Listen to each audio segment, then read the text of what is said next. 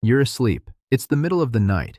No walls, no door, no lock, just a shallow ledge of rock and a fire burning low. Then you hear it, a cough. Low, dragging, close, something big shifting its weight in the dark just outside the firelight. You don't move, you barely breathe, because out there in the black is an animal 3 times your size, with jaws that can crack a leg bone like a twig, and it already knows exactly where you are. This wasn't a nightmare. This was Tuesday. For hundreds of thousands of years, this was simply what it meant to fall asleep. Ancient humans were not the strongest animal in their world, not the fastest, not the best armed. Cave lions bigger than any lion alive today. Cave hyenas that could crush bone into powder. Cave bears twice human weight standing on their hind legs. Packs of dire wolves that could run a person down in open ground. So here's the real question. Not how did prehistoric people live, but how did a slow, soft-skinned, practically defenseless primate survive being on that menu night after night for thousands of generations without simply disappearing?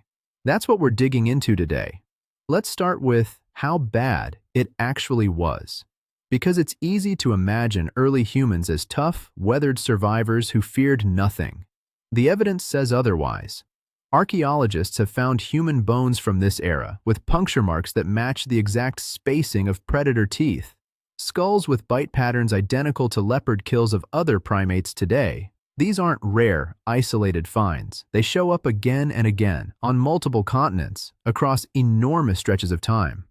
For a huge portion of human history, we weren't hunting most of these animals.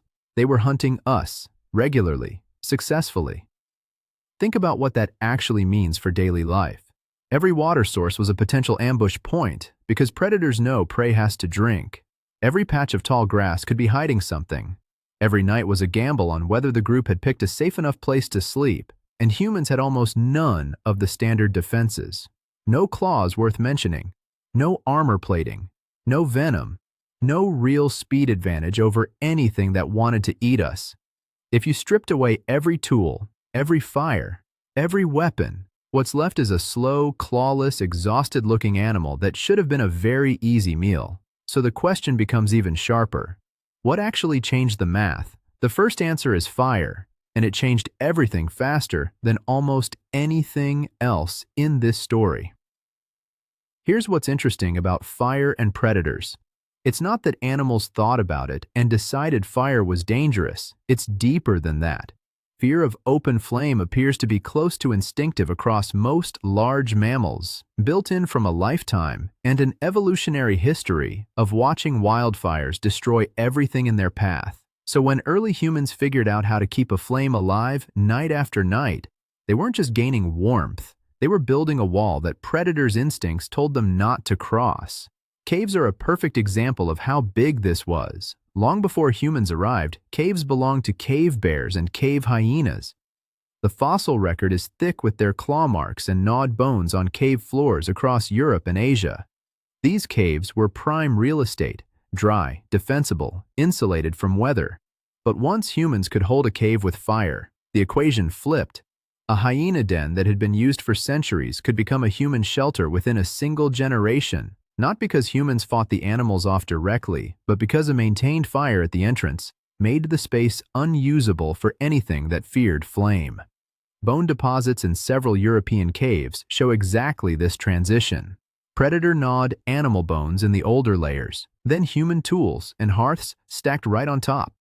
Fire did something else too. It let people stay up later, see farther into the dark, and organize a rotating watch. Instead of an entire group being blind and vulnerable for 8 hours of night, someone was always awake, feeding the flame, watching the tree line.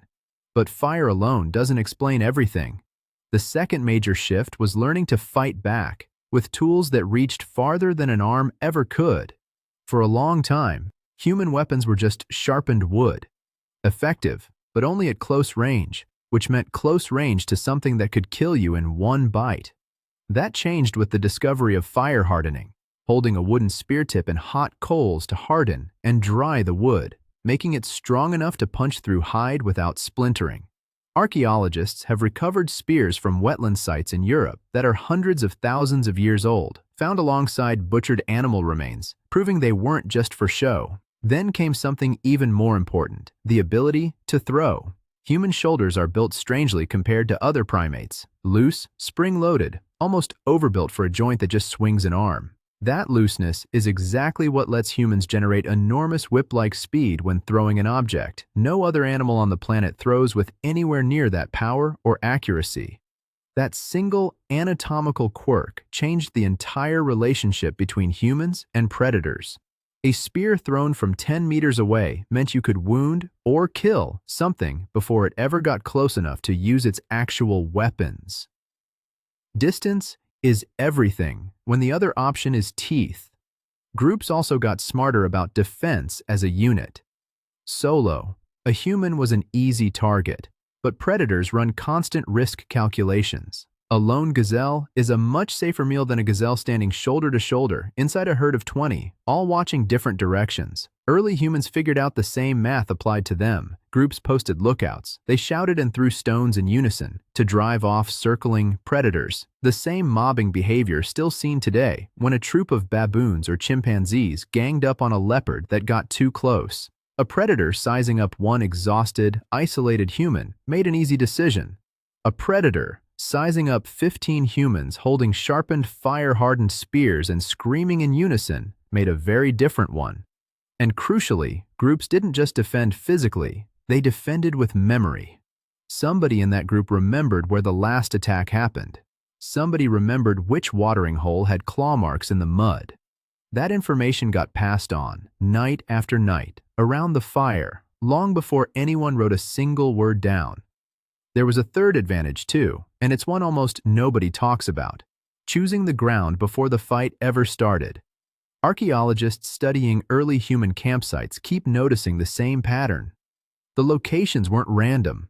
Groups consistently favored elevated spots with a clear line of sight over open terrain, natural choke points like narrow canyon mouths or rock outcrops that limited how many directions an attack could come from, and proximity to water that still kept some distance from the densest cover where something could hide and wait. This wasn't guesswork.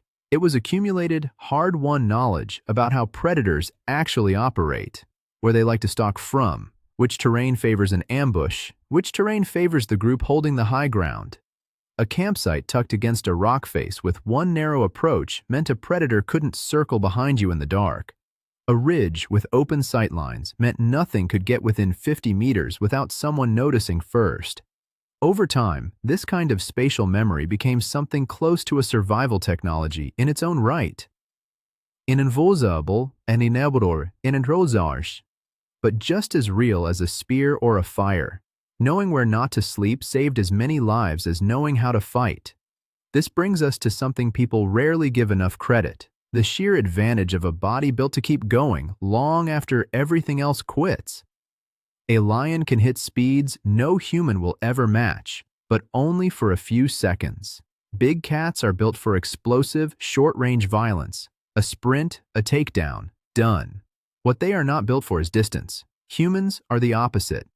Slow off the line, but able to keep a steady jog going for hours through the hottest part of the day in conditions that shut down almost every other large mammal. Our upright posture wastes far less energy per stride than a four-legged run. Our nearly hairless skin combined with an enormous number of sweat glands lets us dump heat while moving, something a panting animal covered in fur simply cannot do at the same speed. Put those two things together and you get a survival tool almost nobody talks about: knowing exactly how long you could be chased before the predator, not you, ran out of road. A human who understood the terrain and the animal's limits could sometimes outlast a threat that could have killed them in the first 30 seconds, simply by staying calm, staying moving, and letting biology do the rest. Over enough generations, this wasn't just about escaping. Some human groups turned that same endurance outward, tracking wounded prey for hours across open ground until the animal simply couldn't run anymore. The predator's own trick, borrowed and turned back on the world. So somewhere in this combination, fire that closed off the night, weapons that extended human reach, groups that multiplied strength through numbers and memory, and a body built for the long game instead of the short one, the balance of power started to shift. It didn't happen overnight, and it wasn't total. Predators didn't vanish. But the accumulated evidence tells a clear story. In cave sediment layers, the ratio of predator-chewed bones to human tool-marked bones flips over time. Early layers dominated by animal activity, later layers increasingly dominated by human activity in the very same caves. By the time you reach sites showing organized settlements, deliberate burials, and symbolic art on cave walls, something has clearly changed. Humans aren't just defending anymore. In several regions, large predator populations begin to decline in the archaeological record right around the time human presence intensifies. Not proof of direct extermination, but a signature of a landscape being reshaped by a species that used to be prey. And that's the part worth sitting with. Nothing about the human body screams apex predator. No claws, no fangs, no armor, no real speed. What we had instead was fire we could carry, a shoulder built to throw, a group willing to stand together and remember, and lungs that refused to quit. None of those things looked dangerous on their own. Combined, they were enough to take a species that once slept in fear of the dark and turn it, slowly and almost quietly, into the reason everything else learned to be afraid of the dark instead.